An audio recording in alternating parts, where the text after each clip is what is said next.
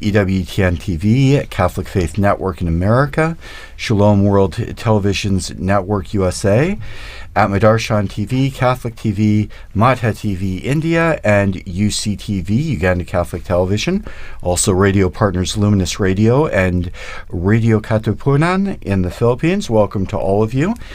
My name is Christopher Wells, and I'm joined here with my colleague Linda Bordoni, and our guests. And our guests, our most prestigious guests, Philippa Hitchen and Professor Prudlow. But I do suggest a tiny musical break as we continue to watch the sunset.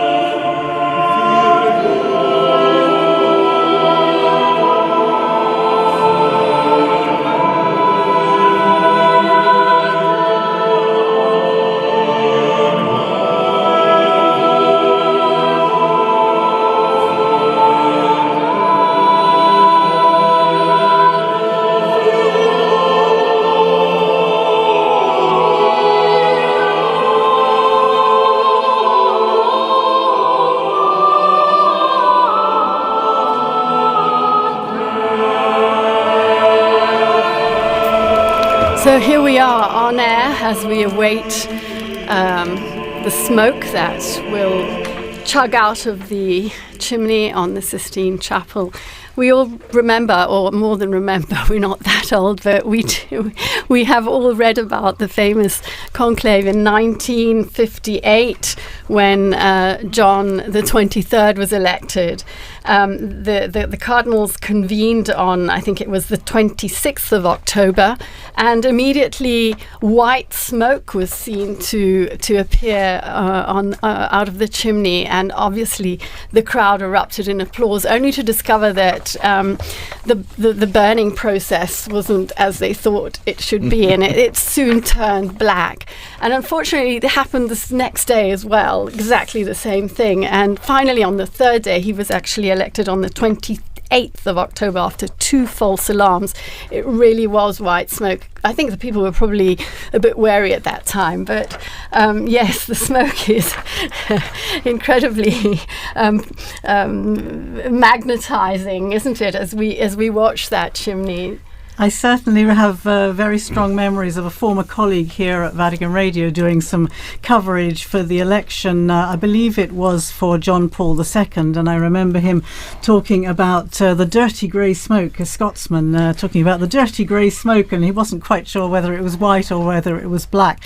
And quite often at the beginning, I mean, I do remember the previous 2 that I have covered, I remember that it is a little bit difficult at the beginning to see. It starts off quite slowly and then it seems to kind of gain gain momentum. And I think there's been some work on the kind of chemical processes, hasn't there? Maybe somebody else knows a bit more about They did begin to use the chemicals for both the white and the black. Absolutely, yeah. But you're right about the evocative power of the smoke. This has become sort of a symbol, and now the webcam, people will put webcams on at home, and I saw that we have some real enthusiasts, because 12 hours before I saw there was a chimney webcam before they'd even gone into Conclave with 11,000 visitors, 11,000 watching currently. So people are really transfixed by this. But it was a good addition, I think it was 2013 when Benedict, because of the confusion about this, that when there's white smoke, the bells of St. Peter's will peal out as well. Right. So that will be a confirmatory.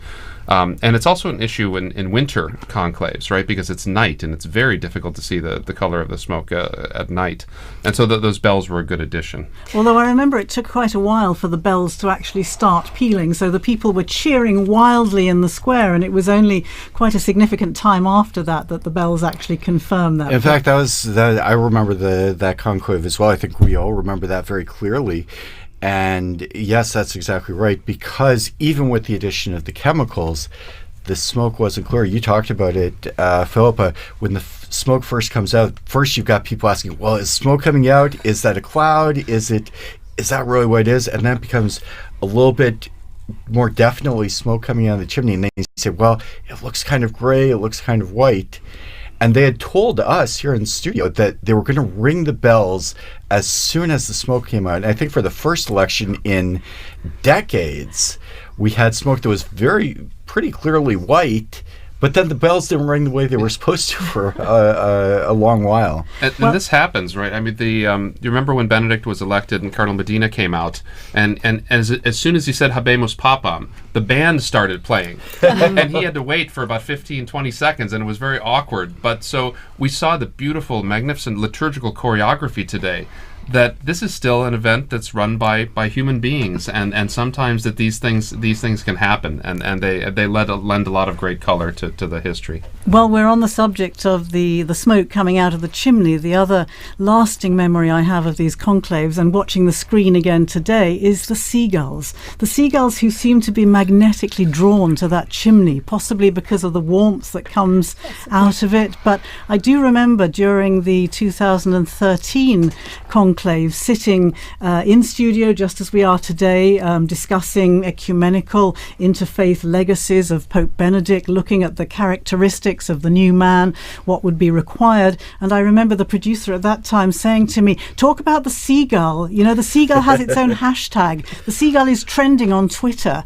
And it's just quite fascinating how people take different aspects of these, as you say, very traditional, very historical events, and yet give them a particularly modern twist. I find that fascinating. I heard the other day that, in fact, inside the Sistine Chapel there are 2 ovens.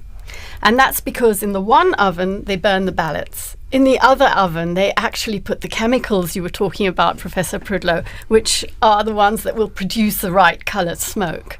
We hope. Yes. There was one when they were still trying to. They were testing it. When were they? Do you remember when they were testing the chemicals in 2005 before the conclave? And they just the air, it just turned black. I mean, the entire sky above the Vatican was just black with smoke because they'd put in way too much of the chemical at that time.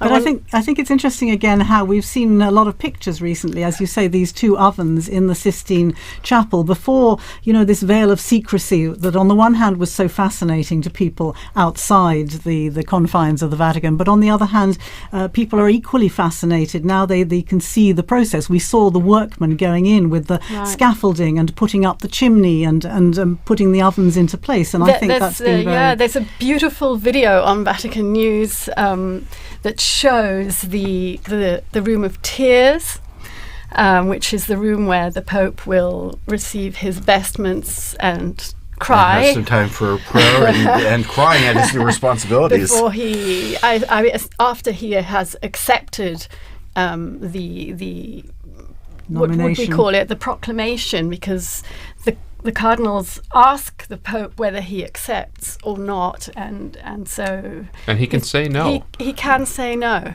right. Anyway, please go and look at our video, because it shows that room of tears. It shows the 3 different sized vestments that have been made to fit whoever is elected. It shows. Well, after it was a little tight on Pope John the 23rd. Interestingly, Linda, you were telling me that the traditional papal tailors that has been producing these vestments for so many decades, apparently there's been a change. Yes, there has been a change. So we all knew Gamarelli. I think we all bought socks at Gamarelli, the cardinal socks. This year it's Mancinelli, who apparently makes a bit of a more, a lighter textile, better for transpiration, more comfortable. So yes. In fact, we talked about all of the people inside the Vatican who help with the conclave.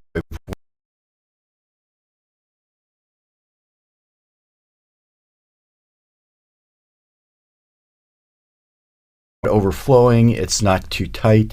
They've got some room to breathe, so to speak. In the legend about John the 23rd, who was a portly Italian, famously from peasant stock, as they say in Italy, and the story was that when he put on the extra large white cassock, it still wasn't big enough, and they had to open up the back of it and kind of tie it together like a hospital gown, obviously with his regular clothes underneath.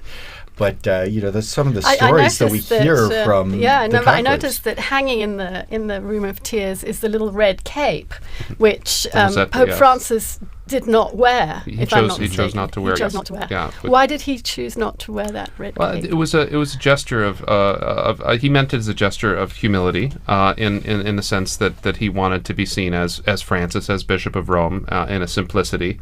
But I don't think that there should be any judgment if the new pope chooses to wear it. I mean, it's the proper garment for that moment. There's nothing hieratic. It's just a particular garment for the papacy. And but when you say the tailors and those great videos that you had, it should remind us of the hundreds of people that work to put this together behind the scenes, all the Vaticanisti, all the people that work there so hard to make these things come off, the infirmarians, the people that prepare the food, and the people that prepared the conclave, the choir, the masters of ceremonies. It's really it's a big production. It's an amazing production, and it's an irregular production, right? I mean, I think of in England, right, trying to practice a coronation after over 6 decades, and it's sort of the same thing here. You don't know when it's going to happen. You start to think about it. People come, people go, and there's books, but it's one thing to reduce a book to actual practice. And now that we have videos and things like that, it's so good to record those things and to help people to remember how difficult it is. And we weren't working in those days back in the 1970s, but I wonder what it must have been like to have had 2 of them in very, very close succession within, what was it, 33 days? 33 days. Was the length of the papacy, and so then the period after that when they elected the John Paul II. So barely the entire Vatican staff barely had time to get to relax and to recover from one, and then they're doing it all over again. It must have been an extraordinary moment for them. It was very interesting. I come from a very small diocese in the United States, Sioux Falls, South Dakota, which very few people perhaps have ever heard of. But one of our claims to fame, my former bishop was one of the very, very few bishops appointed by Pope John Paul I. So one of the very few people in the whole church who was the subject of an act of the month-long papacy of John Paul I. And I think a lot of us will have stories about our interactions with popes, not just the people who work here, but people throughout the world who come and see the popes. Do you have some memories of the popes that you've experienced through your time? Well, Pope Francis memorably invited all the Vatican staff. As far as I know, it was the first time for something like this, but he invited all of us to join him for the masses that he instigated in the Santa Marta Chapel, where he chose to live rather than in the Apostolic Palace, and he began the tradition of giving a sermon every morning in the Santa Marta Chapel, and we were all invited to go along. So I think it was maybe a month or 2 after his inauguration, the inauguration of his papacy, that I was able to go along. And that to me was an extraordinary moment. The previous time that I'd seen him was just after I think it was 3 or 4 days after the papacy, the inauguration or the election, when he was with all the journalists in the Paul VI Hall.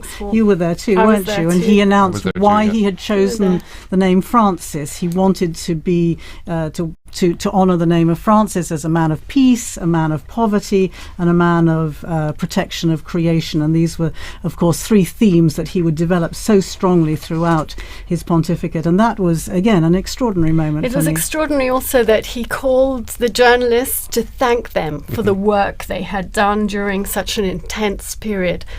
It was, we didn't realise how moving that gratitude would be. I can't but help think of his very last public audience, was to thank the medics, the doctors and the staff at the hospital who had taken care of him.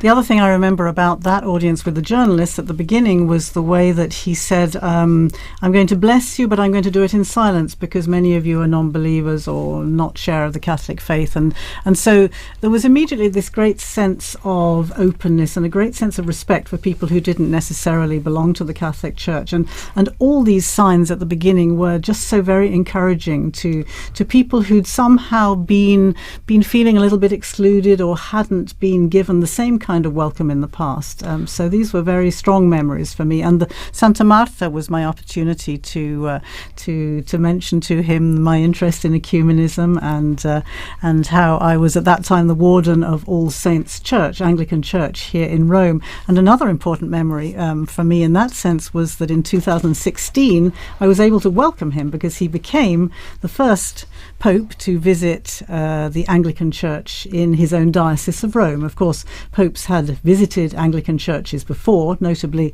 John Paul II in 1982 became the first Pope to travel to England since the Reformation, and going into Canterbury Cathedral. Of course, there have been many papal visits to Anglican churches, but for the Pope to come to the Anglican Church in his own diocese was an extraordinary moment, and it was marking the 200th anniversary of our community here in Rome. And he came and gave had a great conversation with people. It was a beautiful liturgy, and it was on that occasion, if I'm not mistaken, he announced he intended to visit South Sudan together with the Archbishop of Canterbury and the moderator of the Church of Scotland. That hadn't been. There was a bit of an uproar because it hadn't been officially announced by the Vatican, but he announced he intended to go anyway, which was typical of the Francis style, wasn't it? Absolutely. Do you have any memories? Well, yes. It's funny that all 4 of us were at that journalist audience. That was an enjoyable day. But he joked that day too. Remember when he joked about his papal name, about how whether I may have gone with Adrian the Seventh, as the great reformer, but he didn't live very long. So, and then he said, well, I could have taken Clement, the Pope that suppressed the Jesuits, and so that got everybody loosened up, and I thought that was a really charming way. But I do also remember a moment with Pope Benedict. It was a strange one. We were in Valle d'Aosta after we'd been in Rome for a while, so we were away from Roman things, and we were driving through town, and it was there's traffic. I was like, this is like Roman traffic. I mean, why is there so much traffic up in this little corner of Italy? And I turned my head, and right next to me was Pope Benedict. He'd just been taken to the hospital after he'd broken his arm when he was on vacation there. And so he was right next to me and my family in the car, like going the other way on the street stop. Did you wave? We waved, yes. So we're looking at the screen here. We're looking at the square, getting close to what could be a time for smoke. What do you think? Well, we're expecting the vote to take place shortly after the cardinals went into conclave, the first vote this evening. But as a lot of people have noted, it's pretty well known, this is the largest group of cardinals ever to enter into conclave, 133. If you watch the broadcast of the entrance, it takes a little while for 133 mostly elderly cardinals to get up, to cast their vote, for the votes to be counted. We heard Monsignor Burns' very excellent elaboration of that process. So we're not sure how long it takes. And I think that's a challenge for all of us, but also for the people coming in the square. If you were watching at the beginning of the broadcast, the square was not empty, but there weren't a whole lot of people there, and they've been filtering in. It's really filled up. It's really filled up. I think we all remember previous conclaves when the white smoke comes out, everybody in Rome is going to be coming to St. Peter's Square. But just to talk a little bit about the process this evening, we are expecting a vote perhaps around 7:30 in about 10 minutes, but there's no precise timing. So it could be any time, and we will have people watching for that first wisp of smoke and then to try and determine what color it is. And Phil, Linda, maybe you can tell us a little bit about what we can expect for the next couple of days in terms of looking for the smoke and the outcome of the different votes in the Sistine Chapel. Well, the one interesting thing I've just discovered is, as you were saying, there are two separate votes. Yeah. Okay. Well, just one on the first day, right? Just one on the first day, but as from tomorrow morning, 2 in the morning and 2 in the afternoon. So should the smoke arise in the middle of one of those sessions, it'll be white for sure. That's right. Yes. Right? That's because if they go immediately to a second vote if it's a failed vote, and so that means we won't get smoke until around noon. If it's even a failed later, vote. in fact, I think we're expecting around 1 o'clock. Around 1. So if we do, in absolutely right. early. If we get it at 11:30, 10:30, 11, it will be white smoke. Yeah. I heard an interesting little detail. You were talking about people rushing from around Rome. When people hear the news, they tend to gather in the square to see who the new pope will be. I read a lovely detail from the English College, the Venerable English College, where the seminarians from the UK trained to become priests. And there was obviously a question about were they allowed to run out of their classes if they heard news of course, all of them will have their cell phones, I imagine, so they'll get news almost within seconds of it happening. And apparently there has been a ruling from the college that seminarians are allowed to get up in the middle of classes and to go and congregate in the square to acclaim the new pope if and when it happens during the day. I remember I was a student at the Angelicum during the election of Pope Benedict in 2005, and that same question came up. Of course, John Paul had been Pope for almost 27 years, so a conclave was a new thing. And the college didn't make any determination, so the classes were going on during the conclave. And as soon as it became evident that the Pope had been elected, there were people who left class. And I remember some of the professors being horribly offended that the students had left for a truly momentous historical occasion. And the Angelicum, I'm sure that was the reason for their determination this year. They put out a specific statement. They announced it on social media. As soon as we get news of the white smoke, classes are suspended with immediate effect. The adoration in the chapel at the Angelicum will be closed with benediction so that everybody who wants to can come to Rome, can come to St. Peter's Square and be there for the announcement. When we do get the white smoke, I think you'll all remember, there's a period of time between when the smoke comes out. It's about 40 minutes. We're expecting about 40 minutes to an hour between the white smoke and when the Pope has gotten his robes together. He has prayed for a while. They've organized themselves. So about 40 minutes to an hour. In the last conclave, which of course was absolutely historic because we still had Pope Benedict alive, that was delayed even further because Pope Francis wanted the first one to hear the news to be Pope Emeritus, as he eventually decided on the title, the Pope Emeritus, to be the first to receive the news. So they had to call him. And the story is that he was glued to the TV set watching the chimney, as we all are now, and they were ignoring the phone. And finally someone picked up and said, it's the cardinals. They want you to be the first to know. So, there's a little delay. We were talking earlier, there are 2 votes in the morning, 2 in the afternoon. And the expectation is there's a possibility of maybe as early as 10:30 or 11, but certainly a smoke a burning of the ballots at around 1 o'clock for the morning ballots, and then in the afternoon, possibly as early as 5 or 5:30, and certainly a burning of the ballots around. Tomorrow we're looking at perhaps as early as 7:30 for the second one. So if you go to our Vatican News website, you can see kind of a program that will give you an idea of when you can tune in and get the latest news from the Meanwhile, conclave. I'm seeing there are 30,000 people in the square at the moment. 30,000? 30,000. And that will increase augment, until the yes. smoke comes out. Yeah.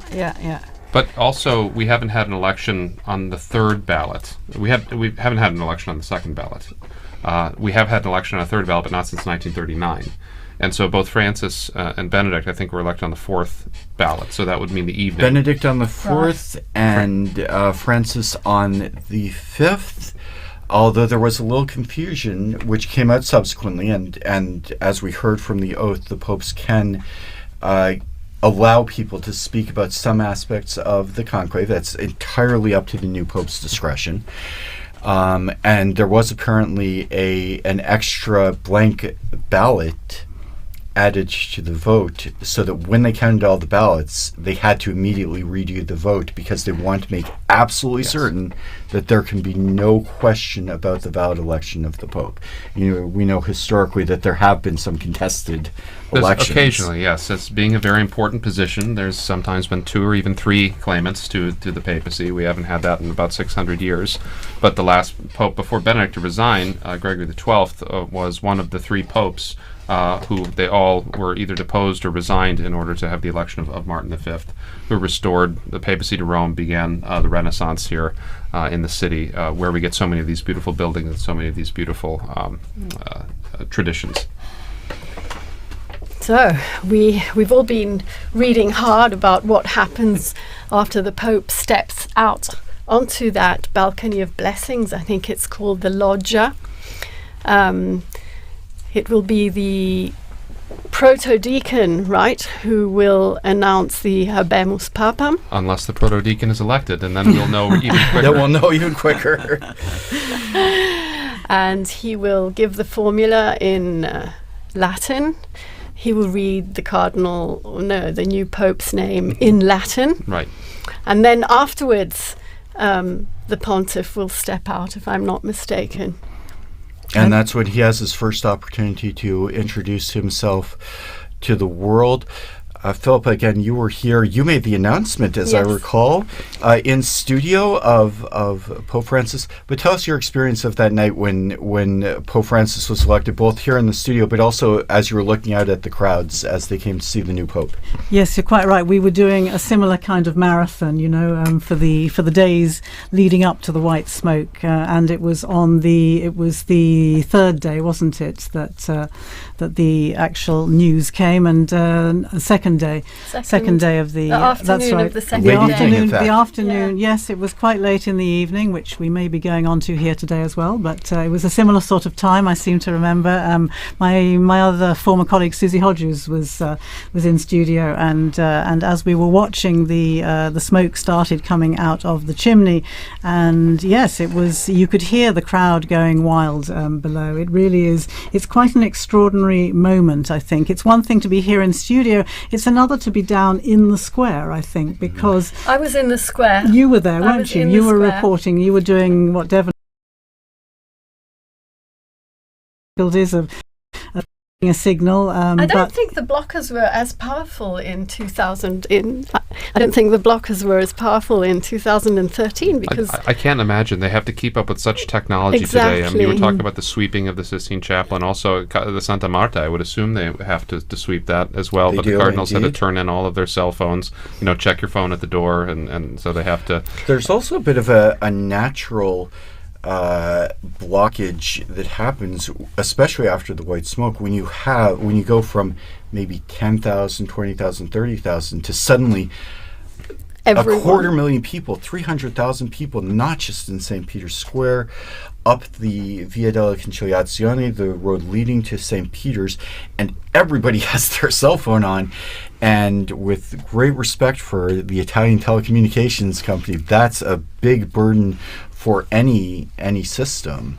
And so when you are trying to get out there and you're trying to send the video of you with the selfie with the new Pope, you might have trouble getting a hold of your friends and family back in England, back in the United States. That was most noticeable even during the recent funeral for Pope Francis, when you have those numbers. Again, I think the figures were 400,000 officially, weren't they, between those gathered in the square and those who were along Via della Conciliazione and down on the route towards St. Mary Major for the burial when Francis was laid in his final resting place.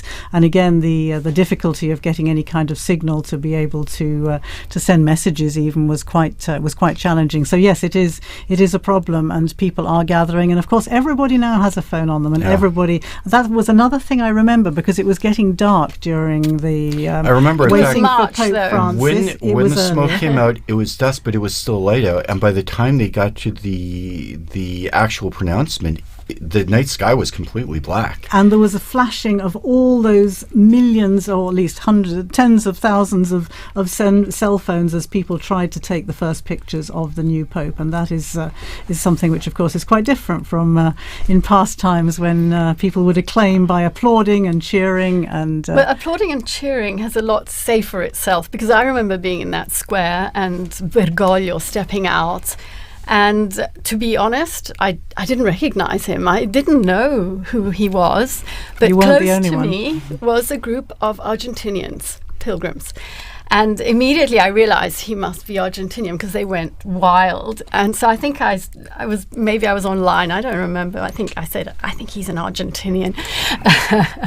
And then, of course, everybody is looking for the biographies and trying to and the internet risks crashing as well, because everybody is trying to download that biography. Interestingly, I've noticed that the Vatican this time has come up with an extremely helpful dashboard, which again is unprecedented. As far as I remember, we had to do a lot of the research ourselves, but we now have a Vatican dashboard which gives you all the details that you ever wanted to know, or the basic information about the cardinals, all the cardinal electors, who they are, where they come from, how old they are, who created them cardinals, what their main features, if you like, of their ministry has been so far, which is incredibly helpful for all of us trying to cover these that's things. Progress, Phil. It is two-faced, in the sense that on the one hand, yes, we do have a lot of information much more readily at our fingertips. On the other hand, we are expected to be active on so many more platforms and to be there. And so it's been a really steep learning curve for us as well. You know, we're going to have to be there when the smoke is white. We're going to take a screenshot. We're going to do a video. We're going to have a name out there. It's very challenging for journalists this time and age. And Lynn, I'd like to go back to something you said about the applause, where applause is very significant. As you mentioned, Dawn, in the past, sometimes it was by acclaim. It was the voice of the people of the city of Rome. But even today, in various liturgies, we hear the people have an opportunity to signify their acceptance. And it's not a legalistic form, but there is a place for the people to express their approval of a choice of a priest, of a bishop, and less formally here for the Pope. Well, when St. Cyprian, when he was defending the papacy of Cornelius, this was in 250 AD, he said that the clergy of Rome consented to him. He was ordained by all the bishops and by the acclamation of the people. And so this is actually, it is kind of liturgical, the reception of the Pope coming out on the loggia, and then the people acceding to that election in the square. It's a very important moment. Now, sometimes the people historically have not always been so peaceable. They've made their desires known. So at the beginning, when Urban VI was elected, they made it very clear that they wanted an Italian, the people of Rome, and so that was an important way, and that's a way historically that synodality can work out too, in a way that people can have their voices heard, and this is a very historical way that people have had their voices heard. When you mentioned that we were talking earlier about acclaiming the Pope, and thinking back to that election in 2013, of course, you have that incredible acclamation and cheering, but then the other lasting memory that I have is Pope Francis asking the people to pray for him before he gave them the blessing blessing. And in an instant, you had however many thousands of people there were in the square falling silent. And so you had this extraordinary contrast between the noise of the cheering and the applause and then the silence as he stood there for really quite a long time with asking people to pray for him and to pray for his new ministry. That was really quite something unusual, I found. The sentry seagull is back, waiting for the waiting for the news. Waiting for the news. I'm reading something quite unusual for me. I'm reading that it could even be possible that today, in the Sistine Chapel, the cardinals have actually not voted, and therefore there will not be a signal. It's a remote possibility, but it exists. Yeah, the all the procedures that govern everything from the moment we learn of the death of the Holy Father or the moment of his resignation, through the ceremonies to say farewell to the previous pope, through the period of mourning, the organization of the conclave, how the College of Cardinals organizes the events, to the entry into the conclave, and all of the details of the voting are laid out very, very precisely in a document which we've heard many times, Universi Dominici Gregis, the name of the document that covers all of this. And there is, what that document foresees is that normally the cardinals would proceed immediately to a vote this evening. However, that's not an absolute, and there is admittedly a pretty remote possibility that they don't proceed immediately to a vote. There's also what would be a very strange possibility, but we talked about this earlier, not unheard of, if the cardinals should choose someone who is not in the Sistine Chapel, they might take a vote, but the vote is not formalized and elect a pope, but the pope is not elected until he accepts.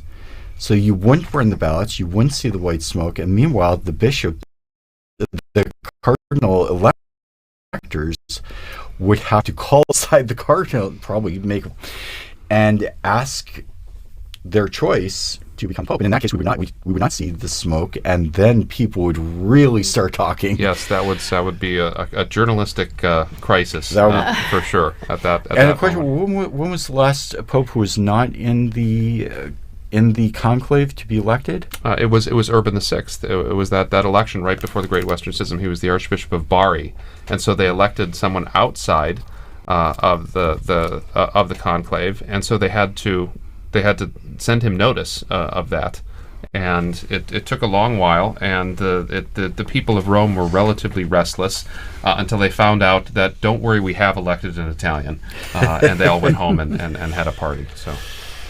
Meanwhile, as we've been chatting away here, the cardinals are still gathered in one of the probably most magnificent chapels in the whole world, full of symbology as well. We all know the final judgment on the wall of the apse. We all know the creation on the ceiling. But there are a lot of other paintings in there as well, including some Raphaels and a very symbolic Perugino, which shows Christ handing the keys to St. Peter. Delving into the bottomless archive of Vatican Radio, I found another program by Veronica Scaresbrick. It's a short one, this. She speaks to a professor of fine arts, Brina Ennis, who tells us about that particular fresco, which is part of the cycle of Christ on the right-hand wall as you enter the Sistine Chapel. Rita, when we think of the Sistine Chapel, we always think of Michelangelo's artwork. Yes. But point of fact, there's much more artwork that was previous to Michelangelo. Yes. And, we're talking about Perugino. Yes. We also have other painters in there. We like have Botticelli. Yeah. And who else do we have? Ghirlandaio. Exactly. Perhaps among the most famous.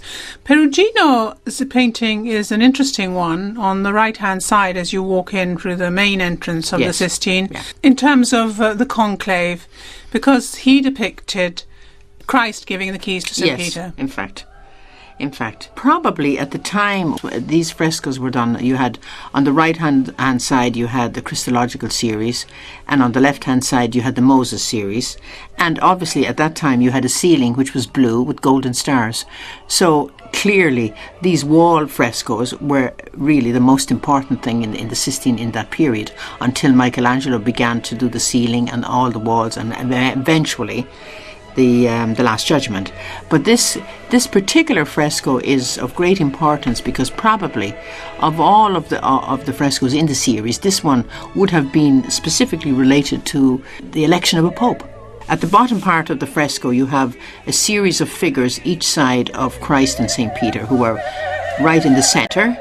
You have a type of piazza painted like a grid, very white with little golden dividers. And then in the middle, just above them, you have two scenes, tiny scenes with tiny figures.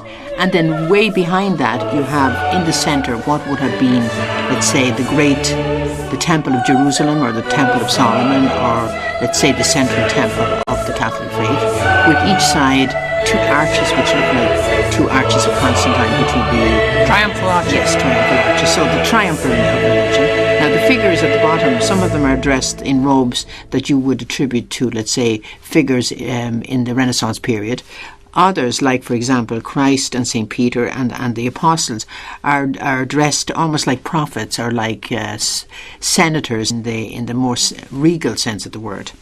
And Christ here has a pink garment with a blue cloak, his blue cloak, and Peter has the opposite. He has a blue garment but a golden, very much these kind of golden colours, which I'm sure that later on Michelangelo was using much more brilliantly in the upper frescoes. Anyway, going back here to the keys, here you look at Peter, who's kneeling. He has his left hand on his heart, and he's looking intensely and seriously at Christ, who is standing in front of him. And he's kneeling in barefoot. And it's interesting to see that you have a golden key and a silver key.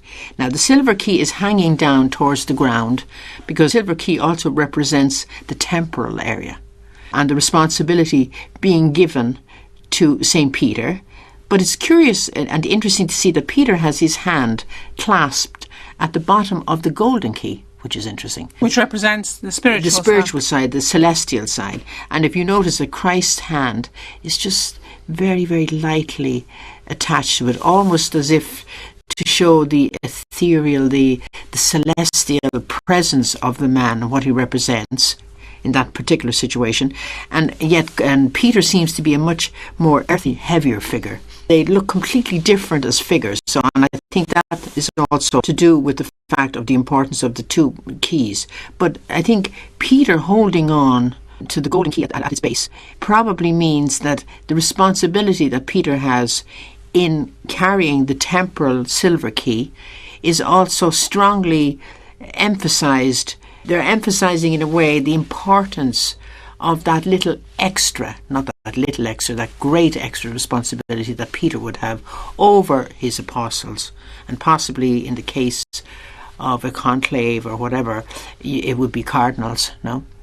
So the function and the role of Peter, the sacrality of Peter, in the fact that he's given permission to hold on to this golden key, because you would presume that the golden key represents also the spirituality of man.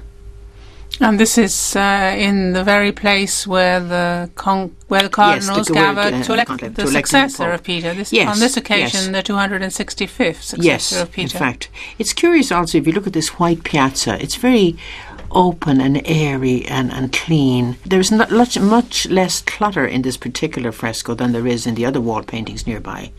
So it's almost like it stands out on its own, which is unusual, because you wouldn't expect it to be this big white piazza with a grid on it. It's very different from all the rocky hills that you find in all the other frescoes on the wall. It's almost like it's emphasizing, like, focus here. Here is the Temple of Solomon at the top of the fresco.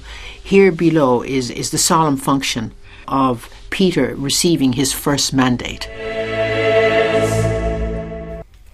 Yes, and we were listening there to Breda Ennis speaking to Veronica Scaresbrick. She mentioned there the 265th successor of Peter, so she obviously did that programme just before the election of Benedict XVI.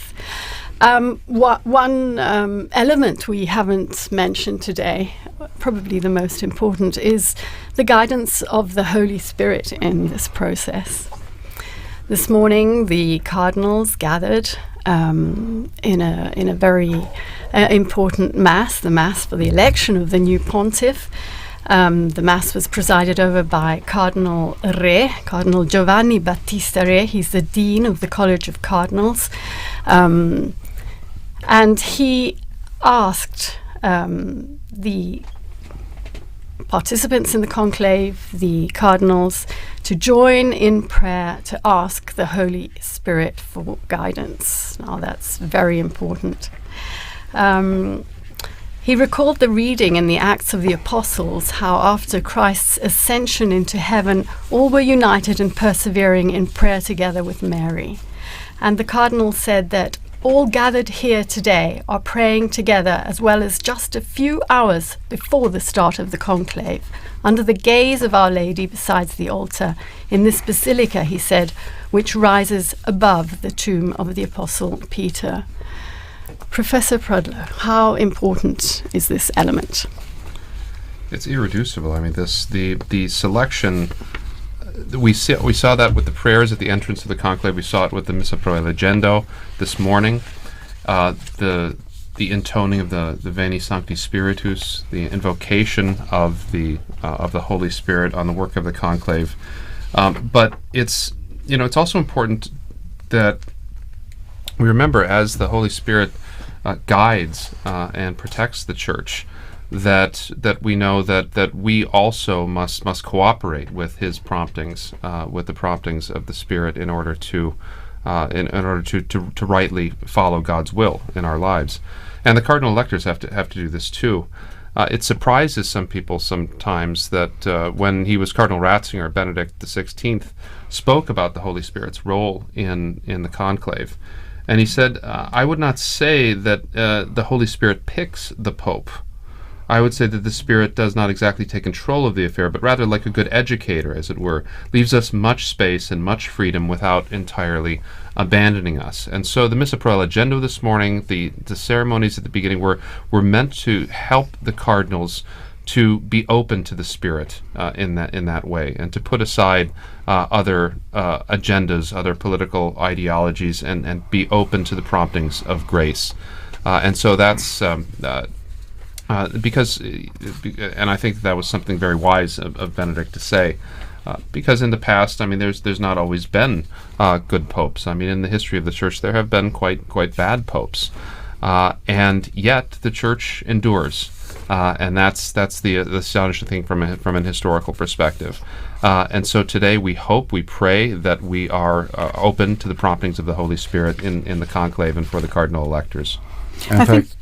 I think it's particularly interesting that Mass is not just for the cardinals, but of course it's a Mass in St. Peter's Basilica, open to the public and to a lot of other people who want to come along and want to be part of that moment at the beginning. As you say, it's marking the beginning of the conclave, and to be actually part of that and to be able to pray together with the cardinal electors for the new Pope is an incredibly moving moment. And again, I noticed this morning there were a number of the ecumenical representatives here in Rome. We have a new Anglican bishop, Bishop Anthony, who is the new head of the Anglican Centre. We have the head of the Methodist Ecumenical Office, the Reformed churches, and they were there together with representatives from the Council, the Dicastery for Christian Unity, again praying together and gathered together with the cardinal electors, praying for a successful outcome to this conclave under the guidance, as you say, of the Holy Spirit. And that homily brings us back to the whole concept of unity as well, because he also reminded those present about the duty to maintain the unity of the Church on the path traced out by Christ.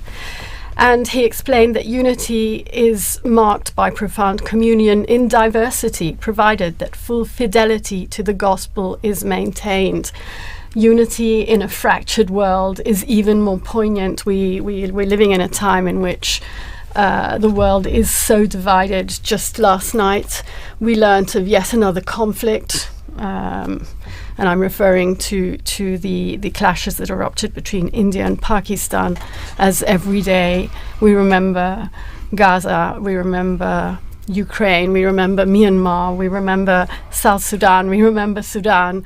Unfortunately, the list is very, very long. So we really do need a moral compass back in this world.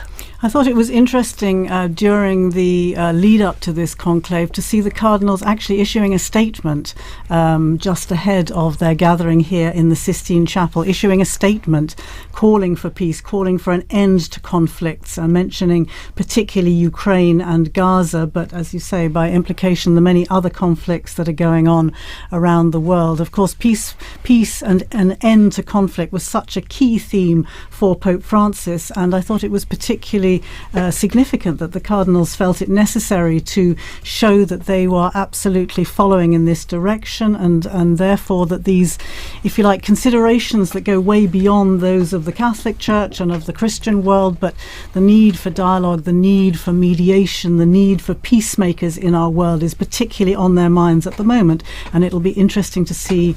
Of course, we know that there have been that there are cardinals representing countries. I think it's more than 70 countries across the world. Is that right? Around 70 countries, yes, more than 70. And therefore, obviously, these political considerations are of extreme importance alongside all the other church business, of course, that they will have been discussing. And that communique that you mentioned, Philippa, was issued yesterday. We, the Cardinals of the Holy Roman Church, meeting in general congregation before the beginning of the conclave. That's the meetings that they hold in anticipation of the election. We, the Cardinals, noting with regret that there's been no progress in advancing the peace process in Ukraine, in the Middle East, and in so many other parts of the world. And on the contrary, attacks have intensified, especially against civilian populations. We Cardinals make a heartfelt appeal to all parties involved to reach a permanent ceasefire as soon as possible and to negotiate without preconditions, without further delay, the peace long desired by the peoples involved and by the entire world. And that was certainly a constant theme in Pope Francis' pontificate. Linda, just a moment ago when you were talking about all of those trouble spots throughout the world, all those places of conflict, it sounded just like our former Holy Father, where at his audience he'd constantly go through a litany almost of places that needed our prayers, where we needed peace. And the Cardinals conclude their appeal. We invite all the faithful to intensify their supplication to the Lord for a just and lasting peace. Linda, I know you follow closely the Pope's appeals for peace over the years, not just Pope Francis, but also before that. Yes, as you were speaking, my mind immediately went to an interview that our colleague in the Africa English section did immediately after the death of Pope Francis. He interviewed the Bishop of Juba in South Sudan, who said, "We have lost the only advocate we have on this world scenario. We have lost the only voice who brings our suffering to the international community whenever he can." You know, it's a huge, huge void. Who is going to speak One for of us? the historical titles is Pontifex Maximus, right? The Pope is meant to be the chief bridge builder, and the papacy has a unique spot on the world stage to be able to do that with its diplomatic corps, with its experience in this area. And I think back, Francis stands in a long line of popes who have been dedicated single-mindedly to peace. I think Benedict, one of the reasons Benedict chose that the name was Benedict XV, the great Pope of Peace in World War I. And I think of all of the appeals that Pius XII made during the devastation of World War II. And so the papacy is a beacon and needs to continue to be a beacon for these peacemaking movements in the world. Coming back to South Sudan again, yes, popes have traditionally been peacemakers, people appealing for peace, but I think one of Francis's great strengths, of course, was his gestures, his ability to speak through gestures. And thinking of South Sudan, another thing that really comes to mind was the time that he met with the South Sudanese leaders, the president and the vice president, who were at loggerheads with each other. The conflict had been dragging on. He invited them to the Vatican for that session with the Archbishop of Canterbury and the moderator of the Church of Scotland. And I'm sure you've all seen the pictures where he gets down on his knees with great difficulty, and he gets down on his knees to kiss the shoes of these leaders in an extraordinary symbolic gesture of humility, to say to these leaders, these military leaders, stop the fighting. You've been elected to serve your people. And these are the gestures that I think sadly hasn't seemed to have been able to put an end to the war in that country, but very, very poignant and powerful gestures which will remain with us. And let's remember all the times the popes have gone to the United Nations. We'll never forget Jamais plus la guerre, Pope Paul VI, and then Pope John Paul II, and Pope Francis. They have all been to that incredible forum of nations, that family of nations, to say, stop fighting, listen to the voice of the people. And as Pope Francis very famously wrote in his encyclical Laudato Si, heed the cry of the earth, heed the cry of the poor. It's an incredibly important role. And I think you mentioned Pope Paul's very heartfelt. You could see it on his face when he cried out, "Never again war, never again war." And I think every subsequent pope that's visited the United Nations has quoted him there. I'm not absolutely certain of that, but Dawn, you mentioned the unique place of the Catholic Church. The Church is present in just about every country in the world, so they have a stake in a lot of these conflicts. Some places the Church is very small. Mongolia has a community of a few thousand people. 1,500 Catholics. With the cardinal, though, right? But with the Cardinal, who we saw today, Cardinal Marengo. throughout the world. It does have the diplomatic corps, and I know you've done some studies to the diplomatic corps. It's not just the Pope's gestures, which are very, very important. You mentioned the beautiful gesture of the Pope kneeling at the feet of the leaders, but there's also so much work that goes on in the background, which is animated and inspired by the Pope. That's where the Secretary of State, the nuncios, are really trying to carry out the background work of trying to make the Pope's appeals a concrete reality. One of the surprising things, people come to Rome, they find out it's a city with two sets of embassies, that there's embassies to the Republic of Italy and there's embassies to the Holy See. And the Holy See has diplomatic relations with an immense number of countries, including countries that are at utter loggerheads with one another. And so that in situations of war, in situations of conflict, nations can come to the Vatican and use the diplomatic service in order to exchange messages of peace, in order to exchange messages offering ceasefire.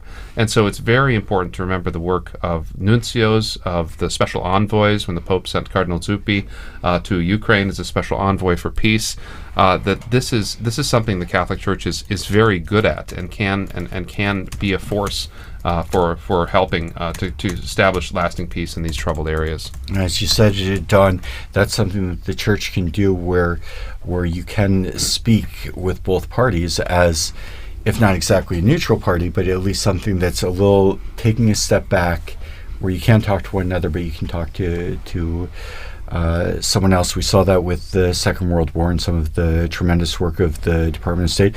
We also have seen with the Secretary of State, one of the big issues is the plight of displaced persons, and that was a big work of Vatican Radio in its early history.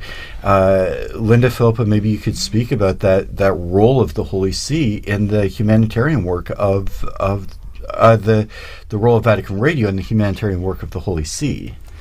Well, I think you're probably referring to the Second World War, especially, right? Yes. When the radio started a service announcing the names of prisoners of war, in order that people could tune in and hear whether their husbands, their fathers, their brothers were in these prisoner of war camps following the Second World War, and that was, as I say, way back after the Second World War. But of course, if you're talking about the plight of displaced displaced people, then much more recently during this past decade, of course, we think of how significant an issue, I would say a top priority, this was for Pope Francis. Hard to forget that the first place he chose to visit after his election was the tiny island of Lampedusa down to the south of Italy here.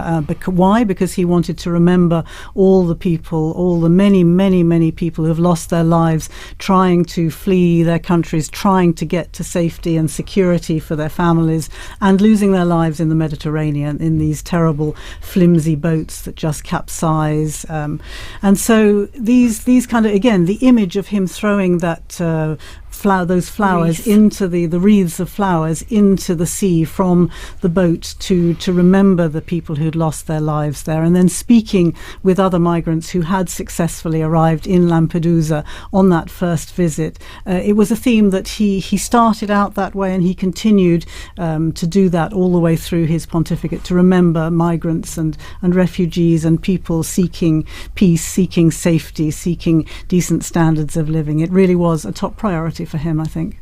And he did that in the company of the ecumenical patriarch, if I'm not mistaken. I think Bartholomew was on that boat with him. Bartholomew went to the refugee camp in Lesbos. Right, I think you're thinking of the time he visited there when he went on a trip to Greece, and he travelled there with, Patriarch Bartholomew, for whom also this is a priority. And it was, again, a moving occasion to talk to many of these men, women and children who had risked everything to cross the sea to try and get to safety. And meeting with refugees in the camp there was another very significant moment. But also here in the Vatican, you remember, he invited families. He had families come over here with the help of the St. Egidio community. The Humanitarian Corridors. The Humanitarian Corridors program. There was an awful lot of work went on together with the Dicastery for Integral Human Development and the Refugee Department there, and all the work that's been done, particularly during this past decade, I would say, is extremely significant.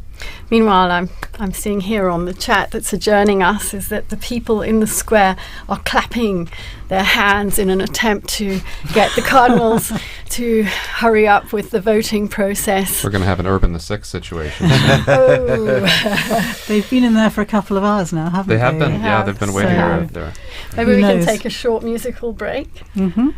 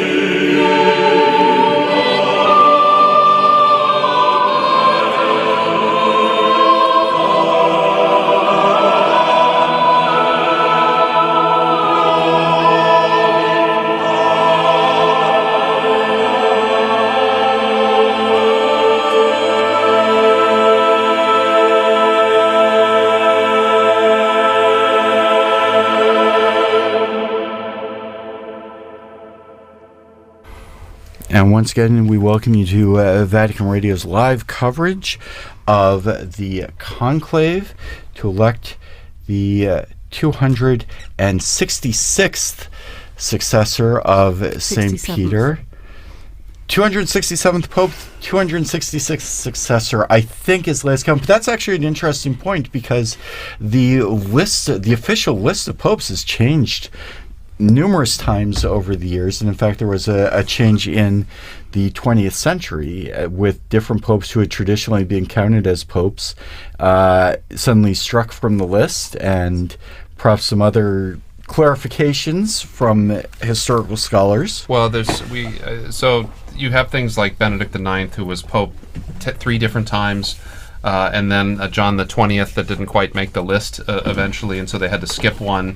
And so the list of popes does, when historians look at these things and they get more details and they get more ideas, the church will decide whether or not that this person was a legitimate Roman pontiff or not. Because this is an important question. This is a Catholic fact. We have to know who is the pope. We have to know because Christ promised this to his church, and so it's critical that we know who and what are. But so sometimes in the dim recesses of history where we have too few records, it's difficult to say for sure. I'm not a historian myself, but of course the medallions in the great Basilica of St. Mary Major that contain the images. Now that's St. Paul's Basilica outside the walls. St. Paul's outside the walls, yes, you're right. Yeah. But presumably the number up on the wall there is what we consider to be the official tally, is that right? Not quite, in fact, because at least a few anti-popes are up in medallions, including my personal favorite, at one time considered a pope, now considered an anti-pope, Pope Christopher, the one and only. He's one of them that they struck from the list due to the rather odd circumstances, untoward circumstances regarding an election of his accession.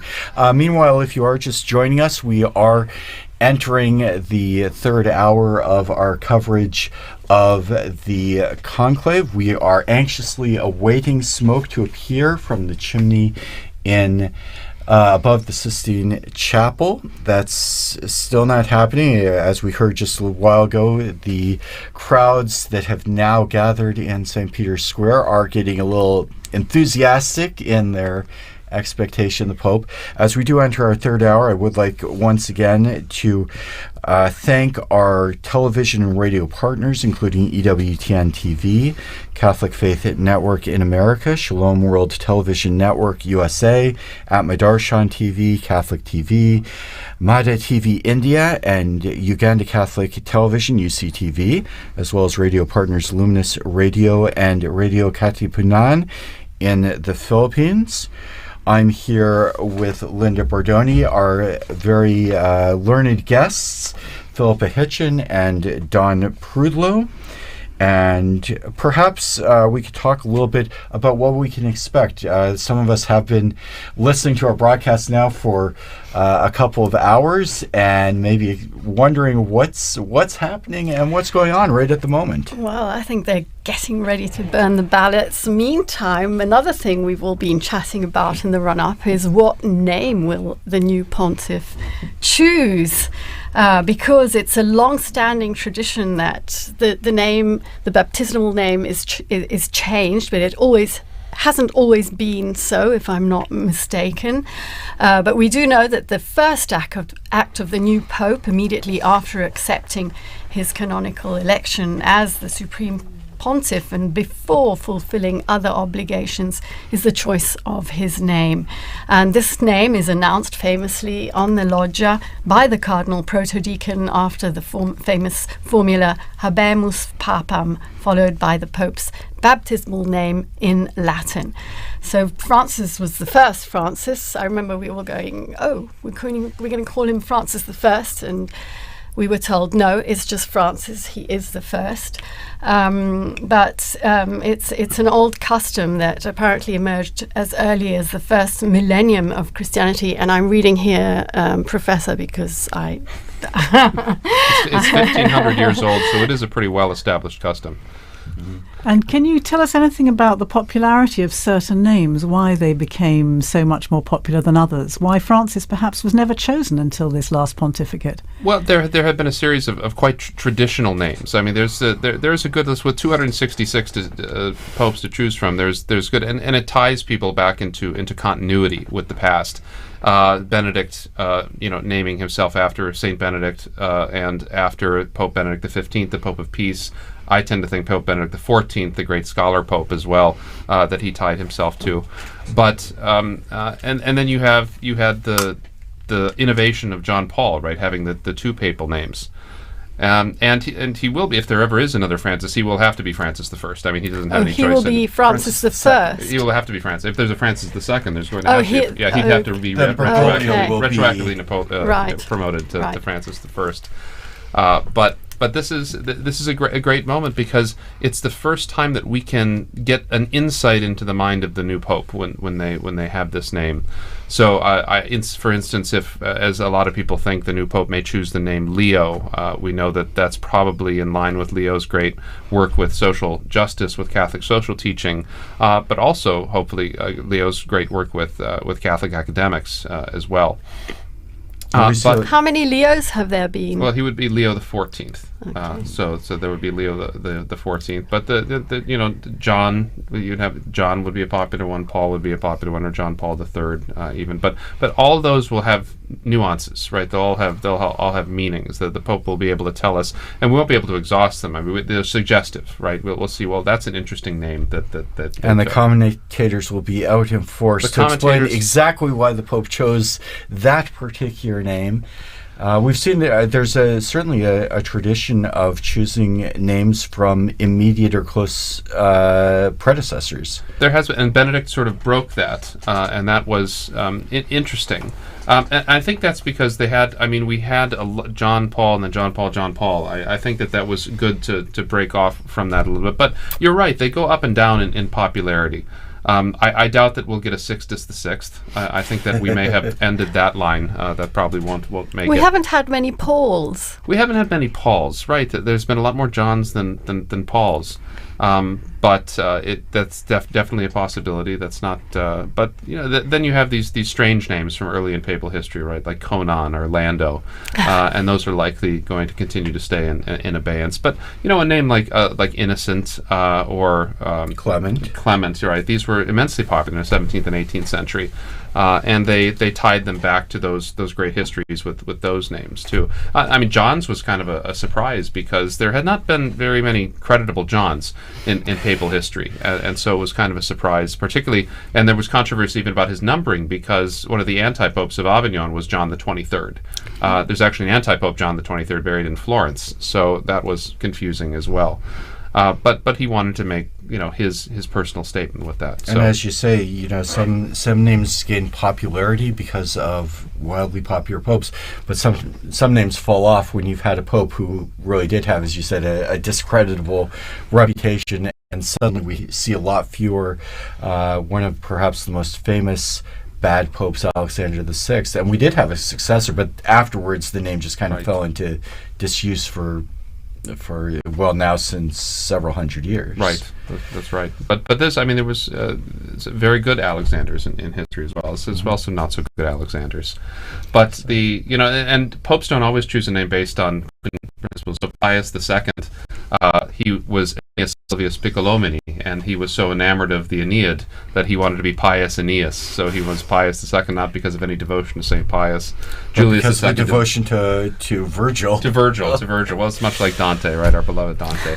And Julius II wanted to be named after Julius Caesar. I think so. That worked. But there were both Piuses after Pius II and Juliuses after Julius II. So having had so many Italian popes, of course, throughout history, all selecting from perhaps what you're talking about, some of the traditional names, I'm wondering what a difference it might make having cardinals from these 70 different countries, and if perhaps we should have a pope from Africa or Asia or again Latin America, wondering what difference that might make in the selection of a name. That would be interesting because we have had Greek popes and Syriac popes and African popes. The great Pope Gelasius was North African, and Pope Zephyrinus was Syrian. There was was a period in the 8th century where we had almost all Greek and Syrian popes. And so looking back to that history would be instructive as well. I mean, to the persecuted Christians of the Middle East or of North Africa, it could point to that and still be rooted in the Church's history as well. You certainly need a historian on hand, don't you, to help you make this selection? I can see that you're never going to be out of a job. They've never let historians into the conclave, though. There's no on-call historian, so maybe. And how important is it that a pope be proficient in Latin? Well, I think it's critical as the patriarch of the West and as the head of the Latin Rite of the Catholic Church. I mean, it's pretty critical. And you saw, I mean, the when you have these big international events, you notice that the entire thing was conducted in Latin for these cardinals, and it helps in a certain sense to decenter any particular ethnicity or linguistic group that provides something of that common unity that when the liturgy was used to be in one language, that did provide that commonality throughout the world, but still today provides it at these really critical moments, so that when all Christians come together in Rome to celebrate Mass with the Pope, that they can sing the Pater Noster in one language. And so I think that's a wonderful thing. So it's pretty critical that he knows. The new Pope will have to know Italian too, since Italian has become the lingua franca of the Holy See. It was very interesting during the broadcast prior to this one when we watched the cardinals going into conclave, and there was a long moment where each of the cardinals swore to uphold the oath. The full oath was read by Cardinal Parolin, and then each successive cardinal said, "I personally swear to abide by this with my hands on the Gospels." But all of them made that oath in Latin. And if you were watching on the video, you saw they had a cheat sheet in front of them with the precise phrase. But what was really fascinating, you saw Latin cardinals, but you also saw cardinals from Eastern churches from all over the world, and each of them was pronouncing the exact same words in Latin in their own language. And I thought that was one of the most moving parts of the ceremony, where you'd hear an American, perhaps with a bit of an Irish accent, and you'd hear a Japanese cardinal or an African cardinal, or cardinals from all over the world. Mm-hmm. I heard Stephen Brislin with his South African accent. For those of you, I mean, we all remember Pope Benedict pronouncing his Latin with a very strong German accent, which I found very endearing. So it really does offer a kind of point of unity where it's not a living language that's going to be privileged, but it's a language that everybody can kind of have a share in. And yet the language question, of course, is quite an issue for cardinals coming from so many different countries, perhaps in places where they haven't had an education in Latin to the same degree as would happen here, for example, in the universities, the pontifical universities in Rome, even in the general congregations and so on and so forth. What is the general rule for the language that is spoken? You mentioned the need to speak Italian, of course, if you are elected Pope, because that is the language. As the Bishop of Rome, you're expected to have a good command of Italian, but that isn't necessarily the case for a lot of these men, is it? Several popes have reiterated the importance of learning Latin, and so, because I mean that's the language of canon law and of all official documents in the Catholic Church. It's really critical that we help to form young priests, especially in emerging countries. But then we also expect them, like you said, we expect them to learn Italian too, and so this is also extremely difficult for particularly non-Mediterranean, non-Western people, and so a privileging of Latin would sort of decenter Italian in that way a little bit. You would still have to learn Italian, but you'd have this more focused on that universal language. And that's a bit an interesting question. Up until not very long ago, most of the cardinals would have had some common language, maybe not knowing Latin very well, but having a little bit so that they could at least talk to one another.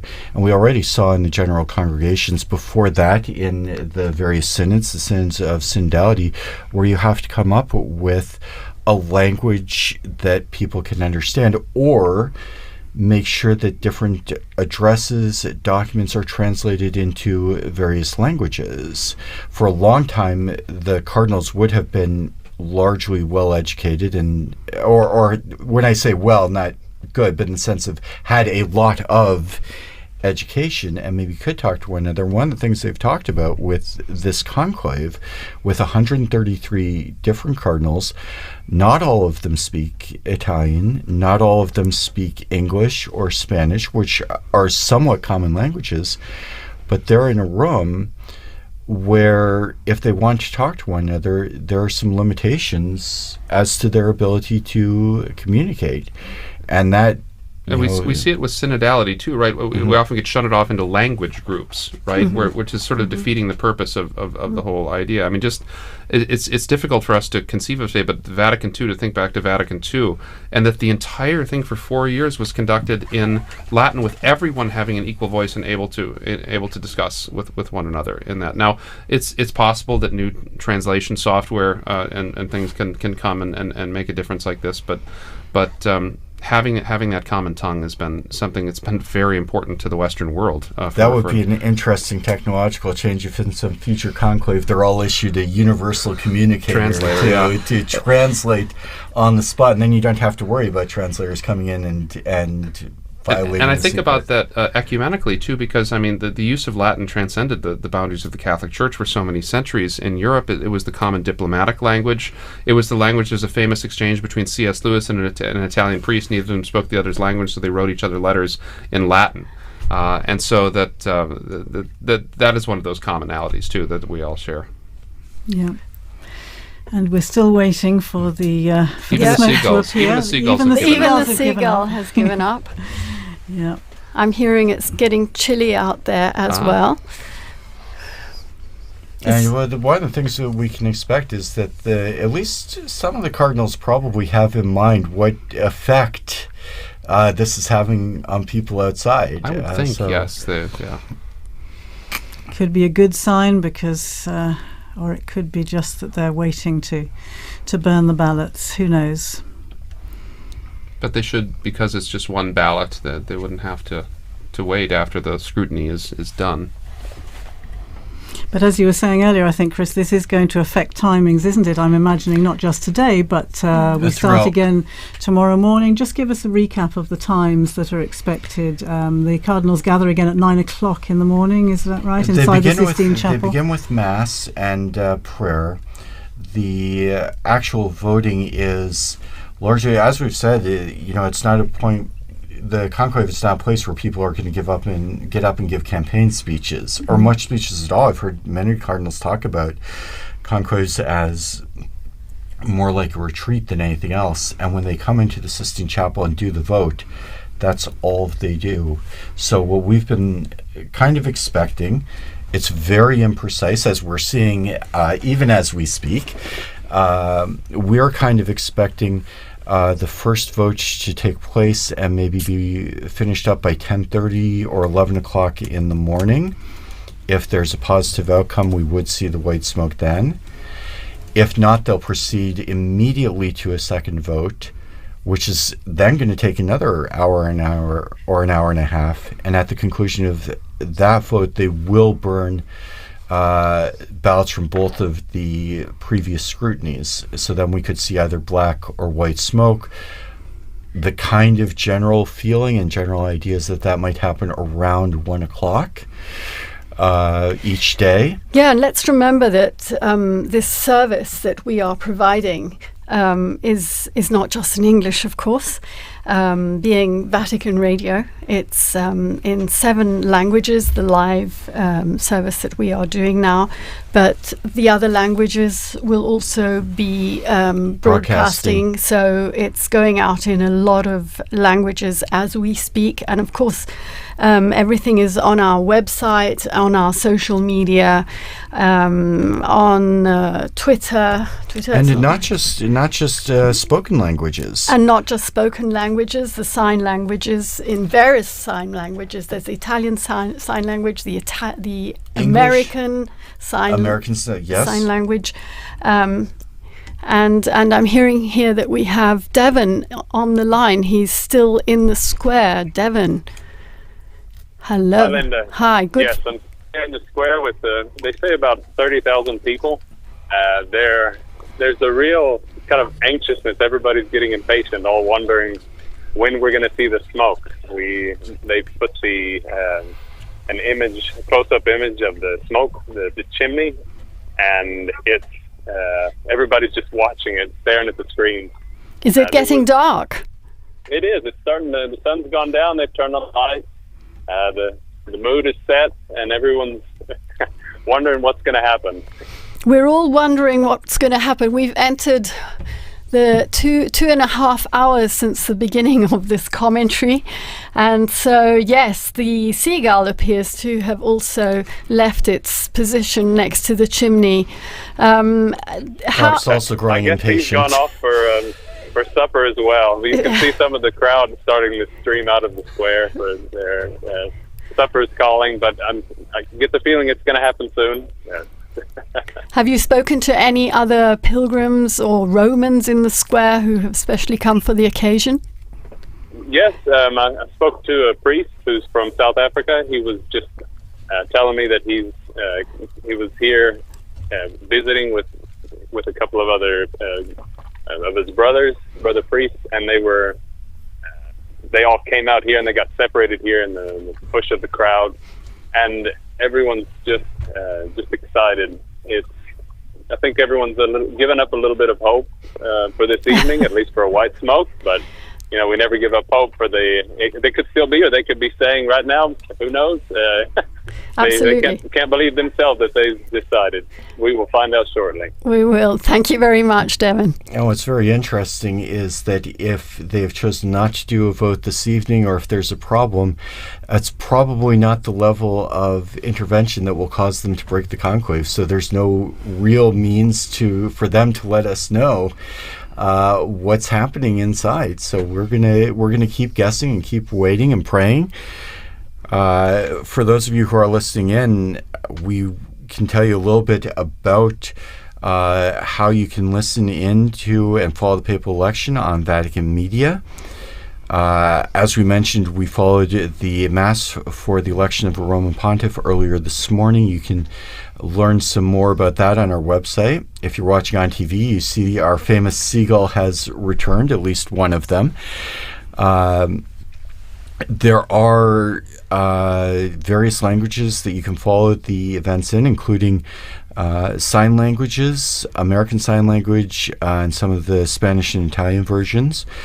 Vatican Media is also providing video and photo coverage of the various events that took place today, the Mass and the entry into the Conclave. And we will be opening up a live broadcast for each of the periods when we do expect a papal vote, continuing tomorrow morning, beginning at, I believe, 10 a.m.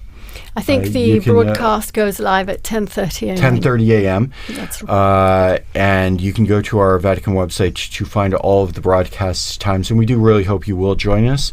We do invite you as well to visit our social media pages, including Facebook, X, Instagram, and YouTube, where you can follow along and see everything that's happening, or in this case, not happening this evening, as we wait for the sign that a scrutiny has taken place. You're talking about social media, you're talking about the radio broadcasts. Of course, the Osservatore Romano, the Vatican newspaper, is also waiting anxiously for the results of this papal election. If I remember rightly, they produce a special edition, remember rightly. Yes. And almost as soon as the announcement is made on the balcony, the presses start rolling, or at least the copy editors start putting out this edition so that it can be distributed free, I think, in St. Peter's Square to people as soon after the event. As was the one that marked the passing of Pope Francis. Meanwhile, they tell me we have someone else in the square. It's Sister Nina Krapic. She works here at the Dicastery for Communications. She is a communications expert. Nina, hello. Hello, Linda. Hi to all of our listeners and everyone who is following us live now.